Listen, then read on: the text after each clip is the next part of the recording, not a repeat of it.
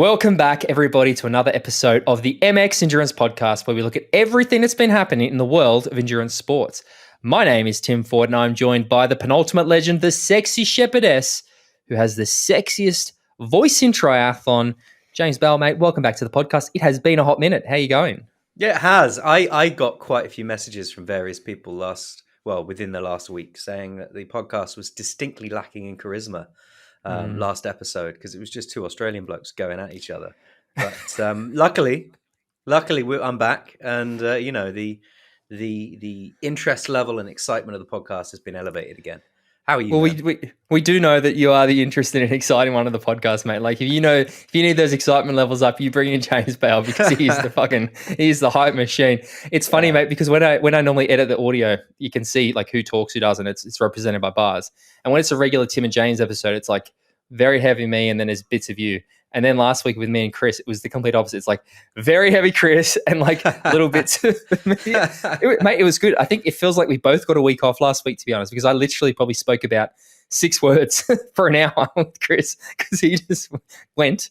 And then, you obviously got the week off too. Now, I was, again, I appreciate your understanding. Last week I was fucking sick as a dog. I got absolutely, in fact, I think we both were. We both got smashed by a stomach bug. Which is weirdly coincidental considering we're literally on other sides of the planet. But it was, mate, it was a rough 24 hours. I was, there's nothing worse than like a really, really, I was projectile vomiting the whole, mate, it was awful. Yeah, we were living similar lives last week. But it was strange because you had a replacement. I was having the week off because someone was replacing me. There was a technical issue. And then I went to bed on the Thursday, I think, of the day we normally record, and then I woke up the next morning and there was sort of missed messages from you and stuff at about 11 o'clock that I'd slept through, and I asked you, What was this? And you were like, I was desperately looking for somebody to record with. I was like, in my brain, I was just like, thank God I was asleep, because I know what I'm like. If I'd seen those messages, I'd have felt like, I've got to do them a solid. I've got to get out of bed and we've got to record a podcast. But I was just so happy I slept through all that, mate. And you did it. The one good thing, there's many good things about doing with Chris, but I loved it because I was like, mate, I'm really sorry to do this. Like, can you do this with me this week? And when he said yes, it's this wave of relief knowing that there's like literally zero prep required. Because as I said, I know that Chris will just talk. I just feel like, and I'm not even joking. I was like, he goes, what are we going to talk about this? Fuck, I don't know, mate. I guess we'll talk about Kona a bit. And it just was like, let's go. And like, again, for people who don't get the bonus episode we would do every month, it's what I love with Chris is because I think we both follow the sport so closely. Like we can do that. Like he can say stuff and we can.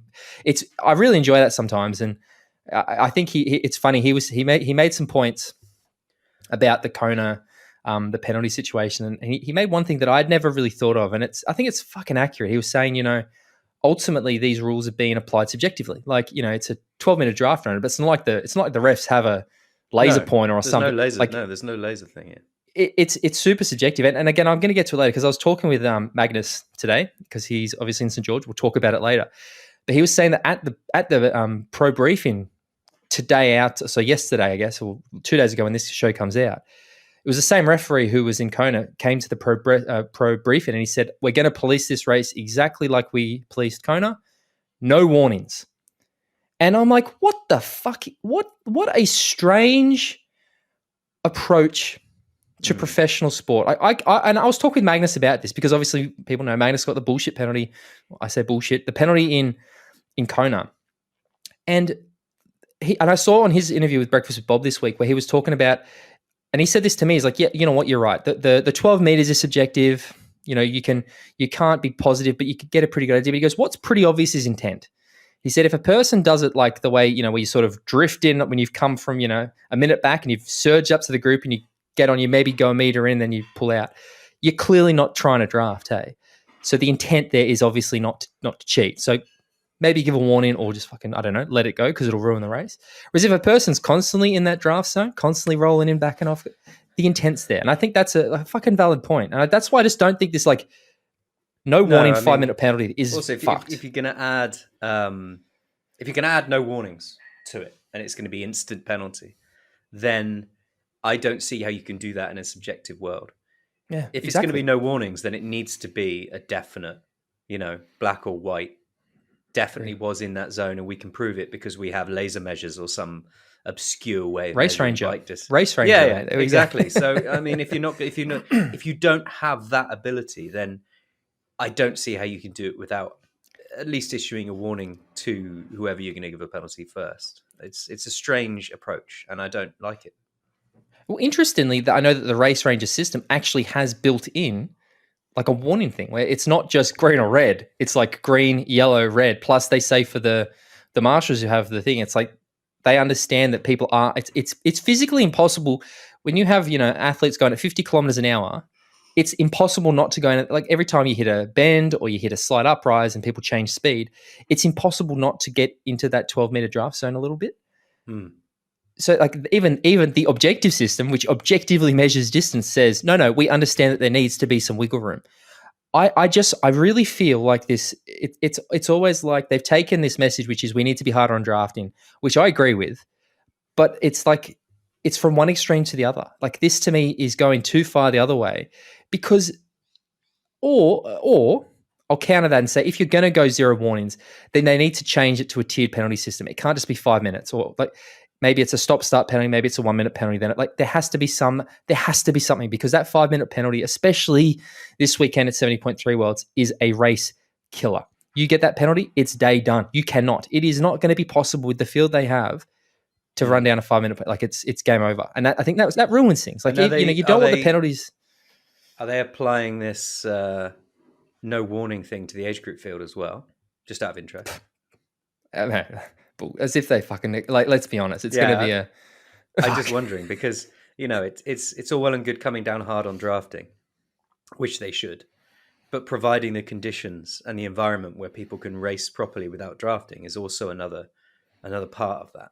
Because, exactly. 100. Exactly. You make an excellent point, right? Exactly. You need to set a course that is capable of allowing people to then not draft. Whereas if you set a course like the Emilia-Romagna one or Barcelona or whatever, it's physically impossible, you then can't be like, no warning. Like you set them up for failure. It's almost... I mean, I do like how Macca got pinged for drafting in Barcelona. I'm a big fan of that. I'm a big fan of that. I know. I thought that was funny too. When he told me, I said, oh, mate, can I talk about that on the pod? He's like, I don't care, dude. Like, say whatever you want to say. Just like instantly throw him under the bus. But I should say, James, that this podcast is the official podcast of MX Endurance, the world's premier endurance sports community, created by four-time world champion, last week's guest, Chris McCormack. Jimbo, I ask you every week, and I'm putting you on the spot because you probably forgot this. What's something that you like about MX Endurance? No, I was actually inspired by something you sent me this morning, and it's travel, mate. It's travel. It's the opportunity to see the world and to get out. MX Endurance doesn't provide the opportunity to travel, but it amplifies it, because wherever you go, there's going to be a member of the MX community somewhere that you can catch up with and have a run or a ride, and it makes that the decision to go out and see the world and discover its intricacies and interests, it makes it just a little bit more colorful, because you get to meet different people in different places. So MX Endurance is a hub for that, and I love it. I still remember the first time that I ever actually met you in person, and I can't use the exact words because it's the one word that we don't say on this podcast. But I'm pretty sure I like literally we've been we've known each other online for a couple of years at this point. It was Singapore 2019 Super League. And I think I got out of the car and I just yelled at you. I'm like, I would recognize that ball anywhere. That's like the first words I ever spoke to you in person. Mm-hmm. Again, same thing in Kona, mate. Like the whole time I was in Kona, I ran into so many MX members just randomly. Like one day I was coming back from it. I was on the way to a meeting and I saw Simon Shurry was an MX kid. And I was like, Simon. So that was great. And then the day I was out on the bike course, I stopped randomly at the top when I was giving Joe and Magnus their splits. And there was Angela. Like it was so cool to just run into people. It's a good thing. And again, something that I obviously love traveling and stuff. So it's great to travel the world and find people wherever you go. So, but also I want to caveat this episode with an apology for the listeners, because I'm looking a bit disheveled and a little bit sleepy because your clocks changed, didn't they? And I didn't know, so I was an hour behind. So I got a message saying recording in like a few minutes, and I was like, oh no. So I didn't have a chance to get up and have a shower, a shave, or put myself together. So I'm not quite as aesthetically pleasing as I normally am for anybody watching. But you're extremely you're extremely audio appealing. Audibly? audibly appearing. Yeah, there we go. Audibly appearing, because again, we know that the listeners care more about the sexiest voice in triathlon compared to being that you're not the sexiest man in triathlon. Unfortunately, mate, you're close. I'm You're close. probably a top 5 I'm contender, close. I'm but almost the full package. Yeah, almost. Yeah. Anyway, we also were saying just before, I think we're going to try it. We're not going to. I think we've been a little bit guilty the last few weeks or months or years of relying a little too much on the articles. So we're gonna be a little bit more. We don't have too much to discuss. I mean, the fact that there's not actually been that much happening this week probably doesn't help, or probably does help. But I don't want to be like just reading the articles this week. So I've only got a few little snippets. I think we're going to talk about NEOM, the Super League Triathlon Grand Final that's happened this week. Obviously, going to talk about 70.3 big interview, worlds. haven't we? Yeah, I am going to interview Kyle Smith tomorrow, so that will also be for you guys. It's already been done. I'm sure that if this is edited, it'll already have happened. Unless again some horrible hip mishap happens and it doesn't, then the episode might be a bit shorter. Who knows? You'll find out. But the first thing I wanted to touch on quickly is just a quick bit from Tim Hemmett at 220 Triathlon. We are going to go back to Kona. I know that people are probably like, stop talking about fucking Kona. It was weeks ago at this point. But the article quickly says, sub 7:30 hours in Hawaii is within reach, says Gustav Eden's coach.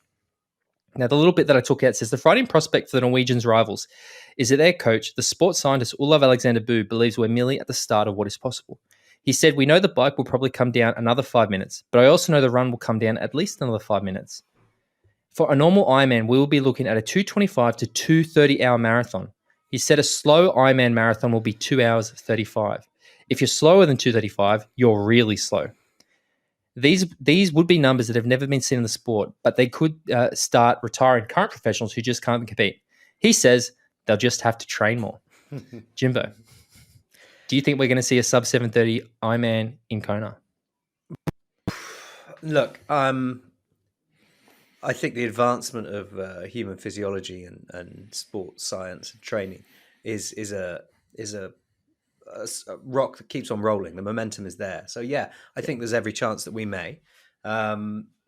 Just train more is an interesting soundbite, you know. Love because it could be considered an unhealthy approach for some, because we know as coaches that just training more sometimes isn't the answer to getting the very best out of yourself. So we don't hope that doesn't ricochet down through the age group categories and everybody's just like, oh, I just need to train more and then I'll be going sub 7:30 kind of. That's not the case. Train smart. But they certainly, and that soundbite on its own can't be taken as his opinion, because they certainly do train smart and they train to get the best out of themselves.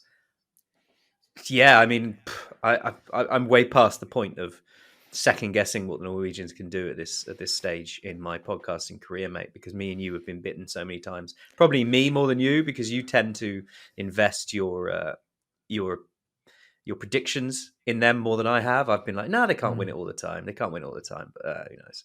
But yeah, I think it certainly would. It would retire the bit where he says it retires some current professionals, some of the more old school athletes out there. It certainly would start to get rid of some of those people if we started seeing competitive races that fast all the time. I mean, I love the point you said, that, like, because that there are people out there, and I'm sorry to say this, but there's those. It's not just Lionel Sanders of the world who literally just want to whatever the current hotness is doing, I'm going to do that. And I know that I still remember it was probably a year ago where I had somebody going, "Oh, Tim, you lived in Norway. Do you know any Norwegian coaches?" I was like, I mean, yeah, but why? They're like, oh, I want to get a Norwegian coach. I'm like, why specifically the Norwegian? Like, oh, look at what the Norwegians are doing. I'm like, mate, that is not the thing to take away from this. The secret isn't that they're from Norway. That's not. But there are going to be. I guarantee you, there's going to be some person who's going to be like, they're probably a 6-hour half Ironman, and they're like one of the, they've got the glucose monitor, they've got the vapor flies, they've got the, fancy race was like the whole works, and they're like constantly looking for those 1%ers when they could just train more. But they're going to see this as well and be like, oh, that's what I've been doing wrong this whole time. Yeah, just train more. And they're going to have great success. They're going to have great success because they're going to stop looking at all the gimmicks and all of that stuff and actually just start to train more and go, I can't believe it. I read this quote from Olav Alexander and I did it. And oh my God, I've gone down to 4.5 hours just from training more. Like it's revolutionary stuff, mate, to be honest. Indeed. Now, what do you think? Do you think we'll see a sub 7:30 in Kona? 100%. I have no doubt. No doubt in my mind. The way that things are progressing at the moment, like again, you just think it was 2 years ago where, Jan went, 7:51, and we're like, holy fuck, this is the greatest single performance we've ever seen in the history of the sport. And you had the top 4 all beat that record quite badly, and we had the top 10 go under 8 hours. And again, I know conditions were a bit of it, but the sport is moving ahead in such leaps and bounds. What I was wondering to myself the other day when I was just, killing some time was, and I'd quite like to speak to somebody who knows more than we do about this because we won't know the answer. But we've seen some very still days in Kona over the last, we haven't had the sort of super windy Konas that, of old. And I'm wondering whether that's part of a climate shift in that part of the world, whether we're going to start seeing sort of more calmer days at Kona, and that's going to help bring the times down a little bit. Because we all know that the climate's all over the place at the moment. And I actually can't. I can't answer this a little bit for you, to be honest. Actually, only because no way. Chris spoke about this. I think it was on. I can't remember which. It was one of the things. But he was saying that he thinks the reason for that is because Kona used to be at the end of October, and they've moved it to the start of October now, and those big winds start coming in now.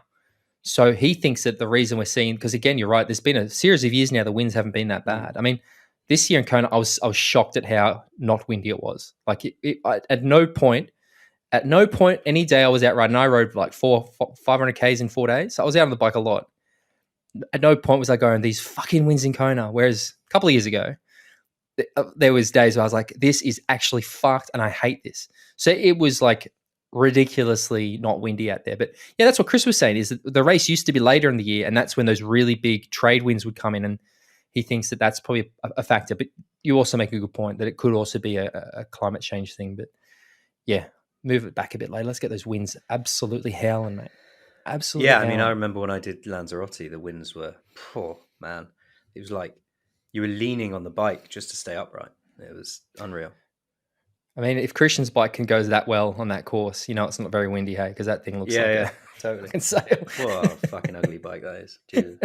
It's funny. I look at it sometimes and I'm like, I don't like it. And then I look at it sometimes and I'm like, I would never ride it, but I don't hate it. Like, again, I look at some of the others out there. Like, I look at those fucking Ventums and I think they are just the ugly second. Actually, I'm going to give them the second ugliest bike in the world now, because I think those new Coup ones are even uglier. But the KDX one, it's like. So would you ride the KDX one? No, never. Absolutely, but never, ever. But I also don't think it's as bad as a lot of those other bad ones. Like, there are some fugly bikes out there, mate. And I think that the KDX is like the best of the bikes that I would never ride, if that makes sense. I mean, congratulations, KDX. There you go. In glowing endorsement from some guy. There goes our Cadence podcast, KDX podcast sponsorship. Would you? No, not at all. Not at all. Not interested. No, never. No. Fair enough. No. The winds of change for me have shifted away from that sort of bike, I think, for a while. So did you sell your TT? I saw it was for sale. Yeah, I didn't have much interest, mate. I had a couple of people come back and ask some questions, but no one's bitten yet. But it's a sign, mate. It's a sign that you're not done. Just keep that bike, and who knows, mate. Who knows? Yeah. Anyway, sub 7:30, I think is going to be. But what I'm probably more interested to see is when we're going to see the women starting to go under 8 hours. I think that's the we've seen the men's time. I mean, again, I'm not to say that the women haven't made significant gains. We saw Laura Phillips' incredible performance this year, but still, she still didn't meet a time that Chrissy set like a decade ago at this point. I think we're going to see the women really make a leap in the next year or two. We're going to see some really, really fast times. And again, like, I think about some of those middle course women. I mean, something I saw Tim Hemming put up a tweet this week talking about the fact that only, I think, 3 women from Kona are racing St. George this weekend, and compared to the men who have a lot more men. And I was saying, I think it's not necessarily that the women aren't fit or they're too tight. I just think there's a lot more of those specialized middle distance women at the moment. Again, the Ash Gentles, the Paula Finlays, the Emma Pallant Browns, the Holly Lawrence, all those athletes. And at some point they are going to start to transition up. And when they all come up, that next wave comes up, I really think we're going to see, because that long course, that Ironman distance racing go to another level for the women. And I think we'll see sub 8 hours fall for the women at some point as well. It's exciting. That's really exciting. Yeah, I'm looking forward to seeing Ash Gentle in Kona and see what she can do. Mate. She'll destroy that race. Like, she will fucking dominate it. But yes, let's move on. The next of the 2 big races we're going to preview a little bit this week is Super League Triathlon's grand final, which is in Neom, which I saw a documentary this week about Neom, because again, I don't really know that much about it. I've just sort of heard bits and pieces. It's not a part of the world that I'm particularly fond of. But I saw that they've got this thing in there and they're calling it the wall. Have you seen this or the line or something? The line, and it's yeah. The 170 kilometer They've just city. started digging the groundworks for it. So it's 179 kilometers of sort of densely populated, sustainable city with a reflective facade on the outside. So it's an interesting thing. It's interesting. Again, if you look at what they've got planned for that, it's fascinating. Whether it's going to happen, we'll see. But what we can confirm is Super League Triathlon is happening there this weekend. Now, a few interesting tidbits about the grand final is that there are more points on offer. Now, I thought it was double points, but I was wrong. It's additional 5 points. So if you normally win a Super League race, you get 15 points for the win. This time it's 20. So it's not huge. It's the Enduro format. So it's a 1 lap 300 meter swim. It's a 1 lap 4 kilometer bike, which is interesting. And then it's a 2 lap 1.8 kilometer back to back to back run with the 90-second rule, elimination rule in place. Now, I thought something that I found interesting straight away about that is how much this race really seems to favor the run. The fact that the run is almost half of the bike. Like to me, it seems like it's quite heavily weighted to the run, which is interesting. And also the fact that it's the 1 lap course. And I think from what I've heard, it's got gravel sections on it. Now, what do you think about the race format and I guess this venue? Yeah, I mean, I'm a big fan of the enduro. I really like the back to back to back. It's kind of, harks back to what really brought me into Super League to begin with, when they were doing the back to back racing, multiple formats across a weekend, 2 days worth of racing. The enduro is probably the closest we get to that, I think, still.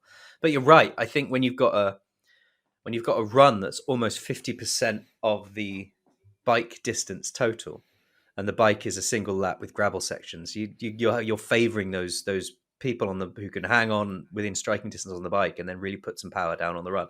But you've still got to bear in mind it's still only a 1.8 kilometer run, so that lessens that bracket of people that you're favouring even more, because you can be a damn good runner but be rubbish over 1.8 kilometers. Do you know what I mean? You're a pretty good runner, but you ain't a 1.8 kilometer runner. No. There's going to be a field of people, and there are going to be people that are really favored, I think, over that short burst of power on the run to try and get the win. I like the extra points, and I love looking at the women's field. I mean, are we going to do the points? Is this the standings? So on the standings going in on the women's, I love the fact that Georgia Taylor Brown and Taylor Spivey are both on 56 points. So it's a winner takes all basically on that front, isn't it? Out of those two, and I think that's good. Well, excuse me, I think that's going to be great fun. Yeah, we're both just almost vomited on our microphones. I don't know. It's the bug again, mate. I wish I knew more about the course, because when I was thinking about the gravel section, because I know one of the things I struggle with a bit as a runner is I don't particularly like running on loose surfaces, because I find it really hard to get traction and get my speed up. One of the places I run in Melbourne, Princess Park, near where my dad lives, it's like, I think it's about 3 kilometer loop around, and about 1 kilometer of it is this loose gravel. And while it's nice on my feet, I always notice that my pace drops on it, because I feel like the road runner a bit, where my legs are sort of like spinning, but I'm not necessarily getting the traction or the projection. I'm not getting the bang for my buck from my stride. So it'd be interesting also to know if this run is on loose gravel as well, or if it is paid, because that could also then affect, some runners are also probably going to be better on like, again, you think about Hayden Wild. I know we're talking about the women, but like his ex-Terra background would make a difference. So I'm curious about the course, but you hit the nail on the head. The fact that it's those two, like, I love it. Because again, I look at the men's and I'm a bit like, okay, we know he's going to win. Well, you never know. Stranger things have happened. If Hayden has some massive issue and doesn't finish in the points or pulls out of the race, then Hauser with his 20 points could take it. But Hauser's going to crash it. Something poor Hauser. Hayden's on 58, so Hauser would end up on 61 and Hayden would stay on 58. But he'll probably Hayden crash. Scores at all. Hey, if let's say Hayden crashes out, he's going to take Hauser with him, because every time anybody's crashed this season at all, Hauser's been involved. Like the poor Matt Hauser, he got the bullshit penalty in London, where he got the penalty for Jamie Riddle. He got taken out on the bike. No, he crashed in Malibu, where he took that corner the same as Georgia Taylor Brown, too hot. And then Tyler crashed in Toulouse and took Matt Hauser out with him. Like, Matty Hauser is obviously we know that Tyler's had a real bad run of late, and he can't catch a break. Fucking Matt Hauser really can't catch a break, mate. So I reckon if something happens, let's say Hayden crashes out and suddenly it's all open, Howes is going down with him, and suddenly it's who knows what's going to happen. And then even then it's, even let's say Taylor Reid then wins it with those two out, he's still equal with Hayden. Like, I think Hayden has this thing. Yeah, agreed. And I think Hayden's going to win it, and I think Hayden deserves to win it. Hayden's a hell of a performer. But what I'd like to see is Powers to take the win on this one, because I'm loving seeing him firing again. I'm loving seeing him back at the front of races, and I'd like to see Hauser take this out, just to say, look, I'm still here. Fuck you.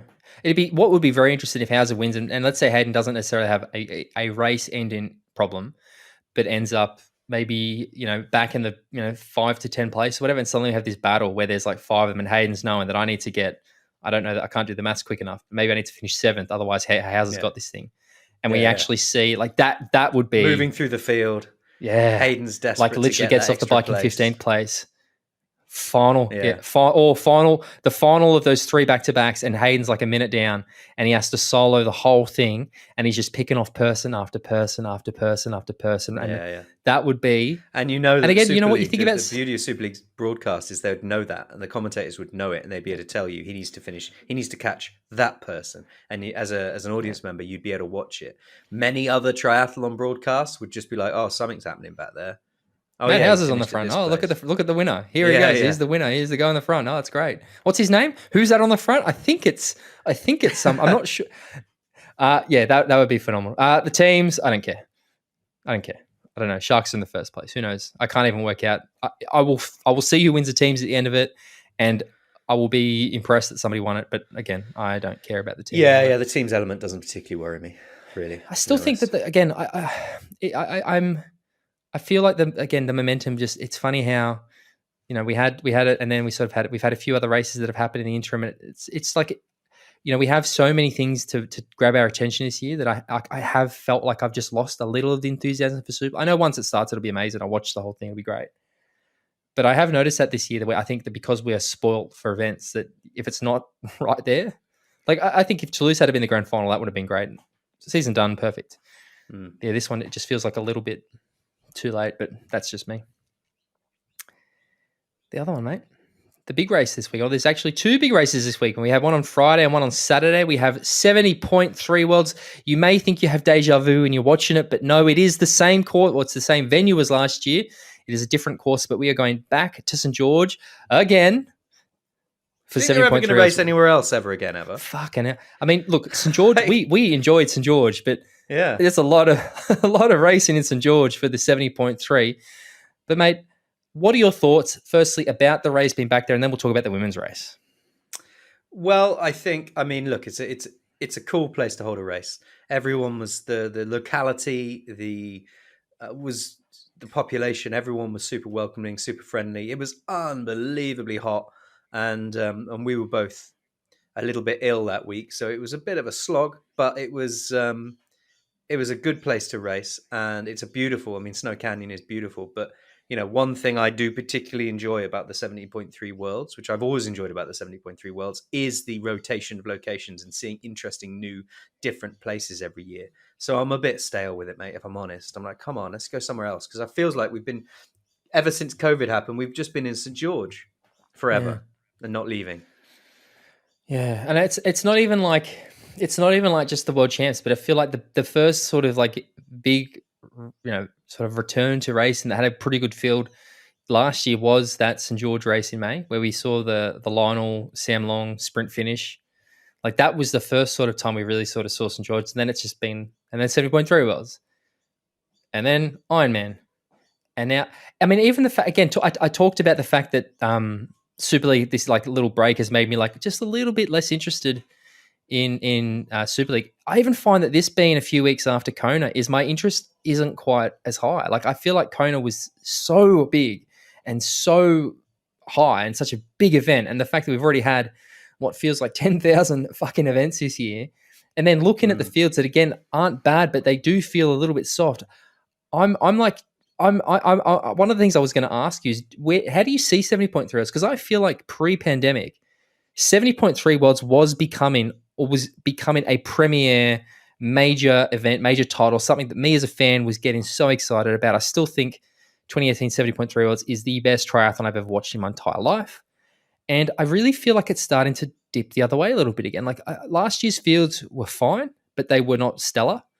This year's same. It's fine, but there's still a number of names that I would love to see on this list that aren't there. And it's sort of like, I don't know, but there's too many races. I'm not sure what it is, but like I feel like having it 3 weeks after Kona seems weird, and there's snow there, and it's going to be freezing and all this stuff. It just seems like a bit of a weird choice to me. It is a weird choice. I think it's the final implication of the COVID era, isn't it? Is this 70.3 in St. George? It's the final throw of the dice for COVID having affected our season. It's in St. George. It's been in St. George. I think the fatigue is a little bit there with the athletes. Also, the fact that this was the first Kona back. So much emphasis and so much focus went on that. Plus, it's 3 weeks after Kona. I think we were always going to see a dent in the field and a dent in enthusiasm for this race. And I think when we hit next year and we're out of that sort of COVID-affected time, fingers crossed, then we'll really start to see, the season shake out a little bit more like normal, and you'll see people starting to be able to focus on what they want to focus on rather than, it was all in for Kona this year, wasn't it? Well, I know that the Finland race is end of August. So again, like what's that, August? Almost a month and a bit before Kona, which I think is that's a very good place to have 70.3 worlds, because I think you are going to get more of those, even if they're not super, super focused on 70.3 worlds, you're going to get more of the field there, I think.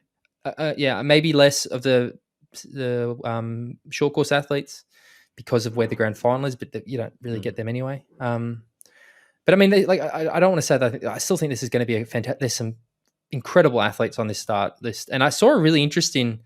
I can't remember who put the article up this week. They were saying it's very rare for Flora Duffy to go into an event as not the favorite, and it's fact, isn't it? She's going into this as an underdog. What do you think about that?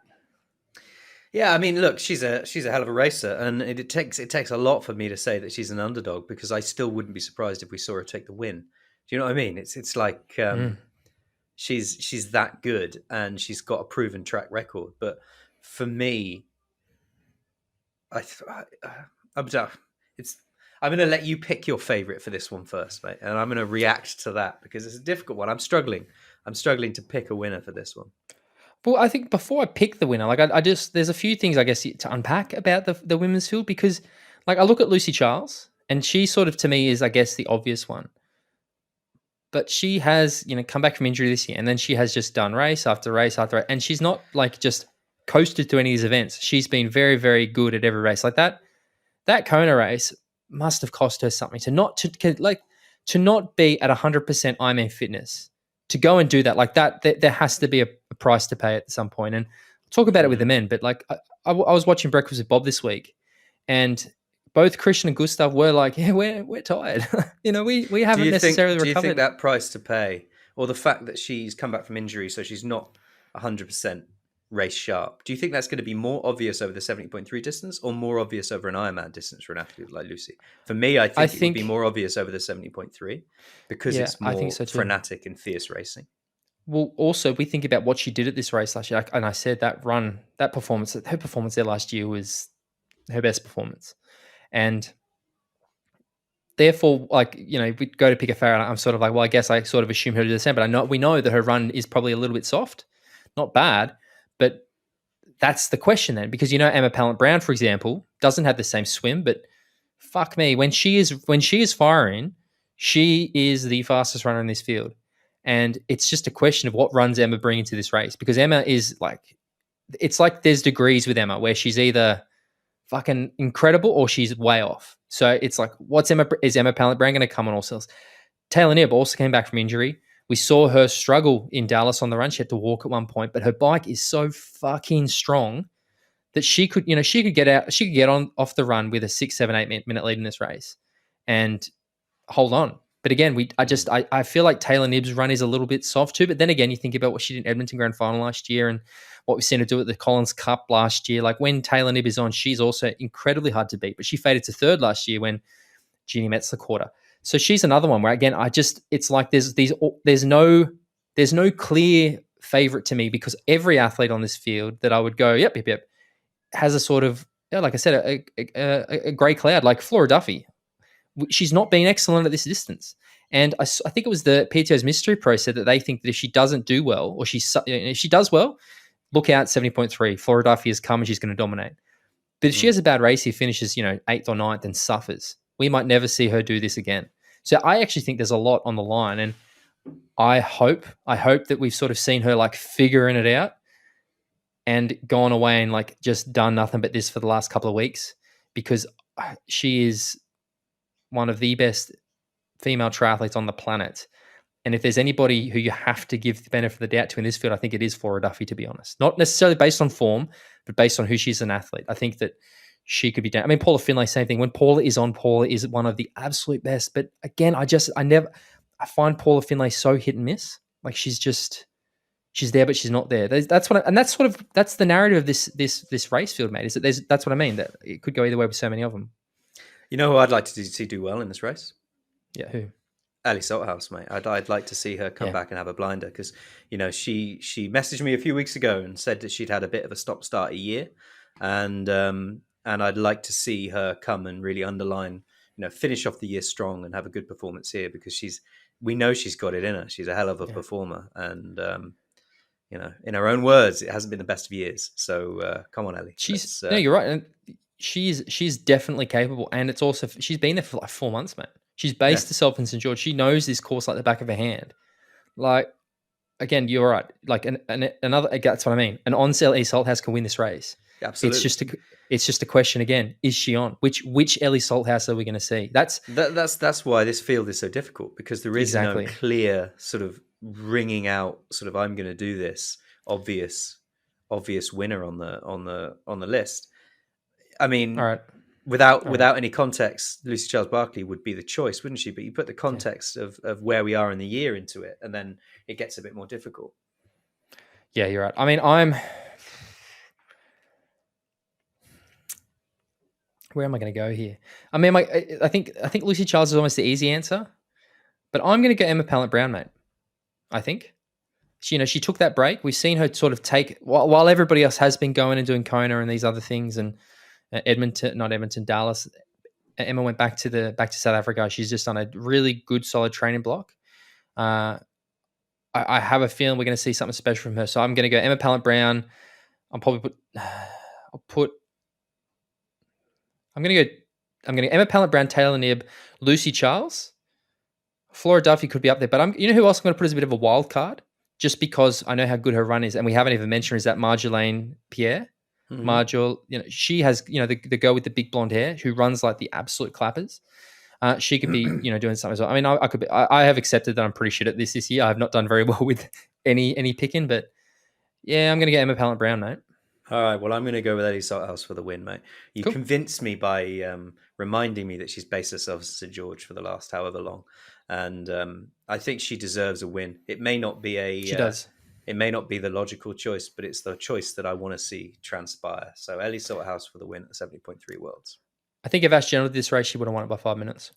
I agree. And if I'm honest, I wasn't sure if she was racing or not. So while you were doing your intro, I was scouring the starts you put here to see whether she was on it or not. So Australians, because they don't like leaving. That was my wild pick at the start of the year, is that she was going to win this race, and not even here. The men's race, it's funny because, sorry, that's not my mouth. The men's race is a little bit similar, but I think it's a bit more. Oh, I've got my pick for the men's race. Do you go on then? I know who it is. I know who it is. Win it. Really? Yeah, I think so. Oh, I thought you were going to say Magnus. I was expecting you to go Magnus. I mean, I'm talking solely from a podcasting perspective. Of course. If you want an unneutral, biased managerial view, then yeah, Magnus is going to cream everybody. But no, from a commentator's perspective, mate, Gustav's going to take us out. Come on. It's just annoying now, isn't it? It's annoyingly obvious. It's again. I have to look for wiggle room to talk about, because otherwise it's a very short conversation. I know, we're done. Very boring. We're done. We're finished now. Wrap it up. See you next week. Again, as I said, watching the breakfast with Bob interviews, I watched Gustav, I watched Christian, I watched Magnus, I watched Rudy. Rudy von Berg looked destroyed. Like he looked like a shadow of he looked like a shell of a man. So I'm not expecting Rudy to do much. I think he's had a pretty rough year, to be honest. Christian looked hungry, but Christian always. I think that losing Hawaii really annoyed Christian. To be honest, I think I think Christian's gonna race Kona next year. I don't think Gustav. I think Gustav is a 50-50. He says he's not, but I think he might. I think we're gonna definitely see Christian there next year because Christian's caught the bug and he wants to fucking win that race. Yeah.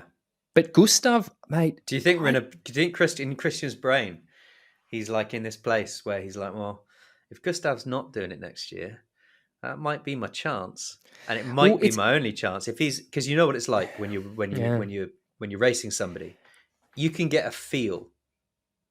Sometimes you can get a feel for whether you're ever going to beat him again.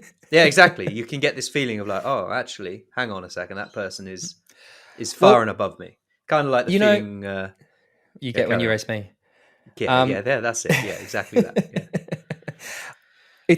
I actually, again, I'm a geek for this shit. People know this. I love it. But I read a lot into Christian's interview, to be honest. There's a lot of little things that I saw that I found I could, and I mean, I spoke with Christian after the race in Kona. I could tell that he was not happy. He was not a happy boy. I saw the look on his face when he was coming out of the lava energy lab. He wasn't a happy boy. But yeah, watching that interview, he made a comment that this rate, that the temperature suits me better. And I don't think I've ever heard Christian make any sort of comment that alludes to the fact that there is a condition that's better for him. Like, to me, I was like, again, this is me just fucking, I love it though, tinfoil hat because on. Right. Like, basically, let's go down this rabbit hole. In your version of this, he got hot as fuck in Kona, didn't he? He got hot. I think cracks are showing, mate. I actually think we're seeing cracks in the, and again, Christian, I know you listen. I hope he's listening. We're going to get a fucking message. You're going to get a message. I'm going to get a message. I love you. But I do wonder that, like, people leave their soul out on that course. And again, I heard that, and I really was like, "Holy fuck! Did I just hear what I thought I heard?" Yeah. Like, because that was. But again, you look at, he has that intensity. Christian has a look about him when you can tell he's hungry. And again, it's shocking most of the time he's ever at any race ever. I think he wants this more. And the other thing that's starting to get into Christian's head is because it's always been Christian. Gustav's sort of been in Christian's shadow, but suddenly Gustav has 2 of these 70.3 world titles, and he has the Kona title. Christian's got the Olympic gold medal and he has the St. George title, but he hasn't got any of these 70.3 titles. And since that Bahrain race, he has not beaten Gustav. That's going to get that. I think that's annoying. I think knowing who he is as an athlete. It's strange because your mentioning of the St. George title has reminded me that he's won an Ironman World Championship, because I know St. George counts as an Ironman World Championship, but it doesn't. And it annoys me because I'm the guy that says that the Ironman World Championship could be anywhere. It could be anywhere. You could rotate away from Kona and then come back and rotate away. But part of my brain is like, he hasn't won Kona. He hasn't won the World Championship. Not really. Well, it's not even. And that's annoying because I didn't want that thought in my head. Yeah. So I think, again, watching Gustav, I think Gustav, he's like, I don't think I'm ready for this. I'm going to, who knows? I'm going to give him my best. But mentally, I'm not sure if I can go to the place that I know I need to go. I've not been able to do the training because I've been so busy since I won that fucking race. That could also be a good thing for Gustav because he's suddenly going in and going, whatever happens, happens. I've won fucking Kona. I'm happy. But I did see this hunger. And again, I like the thought of like Christian with a bit of a chip on his shoulder. I love it, mate. Like that, again, I think I was saying a few weeks ago, I don't want to see Christian just win everything. And suddenly, a couple of weeks later, that narrative has completely changed. Christian has gone from being the king to suddenly he's playing second fiddle to Gustav. And I don't, because those guys, I mean, they're to me, fucking superstars. But I think that, Christian's going to be very motivated to have a performance here. And the other one, of course, is Magnus, man. Again, this is me being genuine. Magnus has been very good this year. And we know that he didn't have the Kona race. And again, he didn't run a 2:36 marathon. So maybe he is a little bit fresher. I don't know. He said I've spoken, he's feeling good. He's been doing a lot of good training. He loves this course. He could do good. But again, the person that no one's talking about, and I find it interesting considering, again, he came second here last year to Gustav. And he didn't race Kona. And he did that great performance in Dallas. Is the big unit Sam Long. No one is talking about Sam Long. It would be a hell of a redemption story, wouldn't it? Mm. We got to that point in the year now where Sam just hasn't fired much. And it would be cool. It's kind of the same feeling we were having a few years ago when we were saying, it'd be bloody awesome and emotional if Lionel won this race. And it's kind of feel the same for Sam a little bit now. It's like, that would be it would be a good end of the year for him to say, you know what, fuck you, I'm still here. Yeah. So I'm going to pick my podium. I'm going to go Christian to win. I'm going to go Magnus second. I'm going to go Sam Long third. All right, I'm going to go Gustav, Magnus, Christian. Wild card, somebody could come out of, the sort of woodworks, Aaron Royal. Wild card. Casper Stornes, mate. We haven't even mentioned Casper. He's had a shit ass year, so he's going to be there hungry as well. Fuck, he could be. Yeah, my wild card's going to be Sam Long, to be honest. Yeah, mate, it's a good shout. Because he's not on my podium, so I can have him as a wild card. It's interesting, actually. Like, I'm looking at, I mean, like I said, there's plenty of men on this, there's plenty of men not on this start list that I'd like to see. But I'm quite excited about this men's race. I'm not excited about the women's race. But the women's race just doesn't feel like it's got as much of a narrative attached to it. And I don't know why. Because Ash General's not there, mate. Again, I'm sorry to say, but I really feel like Ash General, who's been the outstanding middle distance athlete this year, she's not there, and it really disappoints me because, it feels like the race is missing something because she's not there. Like, genuinely, that's what it is for me. I've wanted to see Ash General there. Again, I think that watching those Breakfast with Bob interviews, because again, I said I was a bit like, I'm not that interested in this race, but literally watching Christian and Gustav yesterday when I was on the bike, like, again, being a super geek, I've read so much into those interviews, and again, that's what makes it exciting, mate, to see those little insights and stuff. So we'll see. Onwards to the weekend, mate. There is racing to come. Triathlon world, sit up and pay attention. Exactly. Speaking of paying attention, I'm going to drop in my interview with Carl Smith, and we'll be back afterwards. And we're back. I'm sure it's an excellent interview. Carl's an absolutely amazing very human. Good. You're not quite as good as interviewer as I am, mate, but you try your best. Good work. I know, well it's done. true. I literally visualize. I look in when I'm waiting for the person to join. I'm staring at myself on the recording platform. I just go, be like James Bell. You should deep fake, mate. You should get like a deep fake technology, so you can deep fake my face over yours, and then everybody would think it was me. Apart from so, what I could actually do is I could play both parts of the podcast. I could. We know that I have been forced to re-record my lines and fake laugh at times, so it can be done. I don't know if my British accent is quite good enough, but I'm sure the interview with Carl's great. Go on. Can I? How? Okay, give me a sentence to say, and let's see if I can say it. Let's go for a run, James, shall we? How would I say that in British? Let's go for a run. No, that's fucking awful. One of my friends is really posh. He's got a really, really posh, so I can always sort of, because like, oh, hello, Tim. How's it going today? He's very like proper British. So that's probably because I think the standard is to always try to go a bit cognate. How's it going, governor? Like really bad British, but yeah, not really. American's quite easy to do. Yeah, American can be done. Can I do British? I can't do a British accent. I mean, I sound British, don't I? Everybody tells me I sound British. So then I've still got a job, luckily. There you go. Well, if you want to keep James in his job, head to mxendurance.com/podcast. We can sign up for our podcast membership and get access to our bonus monthly episodes we record often with Chris, other times with other people. You get a suite of benefits, including partner discounts, access to our community, a whole bunch of things. Keeps us doing the podcast, keeps us doing stuff like this. As I said last week, we literally have got huge announcements coming in the next couple of weeks / months about the future of MX Endurance. So get involved. Things are changing in an extremely positive way. It's going to be possible to race for more than just yourself coming up. But James, if they want to find out other things about MX Endurance, where do they need to go? If you want to find out more about MX Endurance, head to mxendurance.com or search MX Endurance on Facebook or at MX Endurance on Twitter or Instagram.